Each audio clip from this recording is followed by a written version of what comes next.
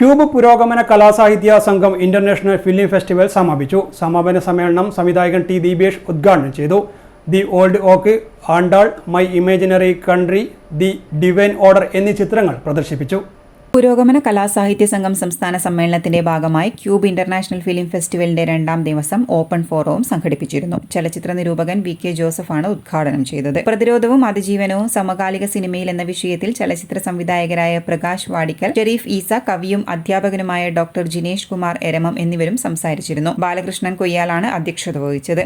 തുടർന്ന് അവസാന ദിവസത്തെ സമാപന സമ്മേളനത്തിൽ പുരോഗമന കലാസാഹിത്യ സംഘം ജില്ലാ പ്രസിഡന്റ് ടി പി വേണുഗോപാലൻ അധ്യക്ഷത വഹിച്ചു. ഫെസ്റ്റിവൽ ഡയറക്ടർ പി പ്രേമചന്ദ്രൻ അവലോകനം ചെയ്ത് സംസാരിച്ചു. സംവിധായകരായ ഇ എം അഷ്റഫ്, ഷെരീഫ് ഈസ, വനിതാ സാഹിതി ജില്ലാ president Jisha C Chalil, cube secretary K V Prashanth Kumar എന്നിവർ സംസാരിച്ചു. FFSI അംഗം സി മോഹനൻ സ്വാഗതവും കെ പി രഘുനാഥൻ നന്ദിയും രേഖപ്പെടുത്തി. സമാപന ദിവസം the old oak, Andal, my imaginary country, the divine order എന്നീ ചിത്രങ്ങൾ പ്രദർശിപ്പിച്ചു.